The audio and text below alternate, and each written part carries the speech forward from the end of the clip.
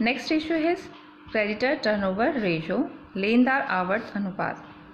Meaning जैसा हमने discuss किया है अपनी देनदार की तरह, वैसे ही हम इसको लेनदार आपकी जो आवर्त अनुपात है वो भी डिस्कस करते हैं। वो दोनों अपने डेबिट और क्रेडिट साइड को लेकर ही हैं।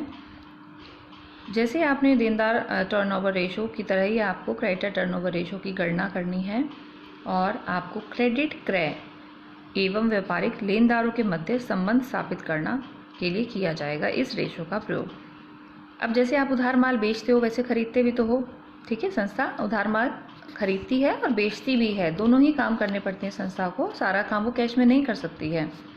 क्यों नहीं कर सकती? क्योंकि अगर वो कैश में ही अपना सारा काम करने लग जाएगी तो उसको अपने daily day to day routine work के लिए कैश की कमी हो जाएगी, ठीक है।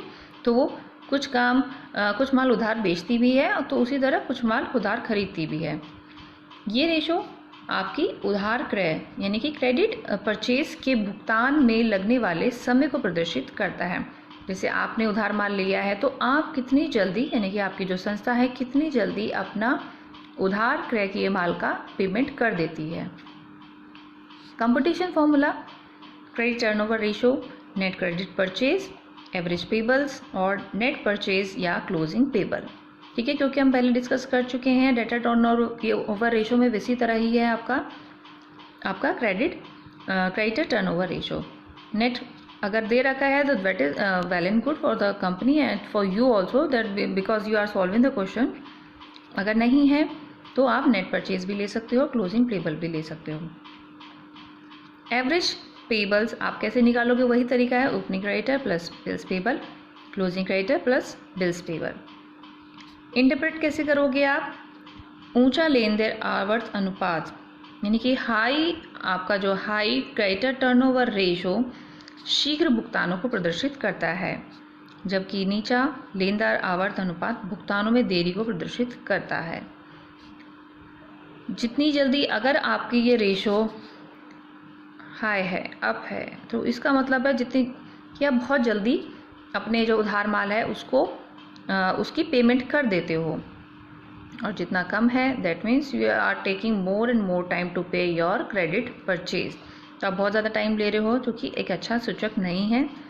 ऊंचा अनुपात कम साख की उपलब्धता पर अगर आपका जो रेशो है वो हाई चला जाता है तो कम साख की उपलब्धता आपके पास में, साख यानी कि जो आपकी गुडविल है, लो गुडविल की अवेलेबिलिटी को शो कर रहा है, और आपका जो नीचा अनुपात है अधिक साख की उपलब्धता को प्रदर्शित करता है। तो सबसे ज़्यादा कंपनी की वो किस चीज़ के लिए, वो क्या चीज़ उसके लिए मैटर करती है? क्या उसके लिए गुडविल मैटर करती है या फिर उसके लिए पेमेंट मैटर करती है? एवरेज क्रेडिट परचेज पीरियड या एवरेज पेमेंट पीरियड, जैसे ही आपने एवरेज कलेक्शन पीरियड निकाला था डेटा टर्नओवर रेशो में, उसी तरह से आप अब औसत साख अवधि एवरेज क्रेडिट पीरियड या औसत भुगतान अवधि एवरेज पेमेंट पीरियड निकालोगे। औसत संग्रह अवधि की तरह ही आपको औसत भुगतान अवधि भी याद करनी है, और यह अवधि बताती है, टाइम ड्यूरेशन बताता है कि हमने लेनदारों को भुगतान करने में औसतन कितना समय लिया है।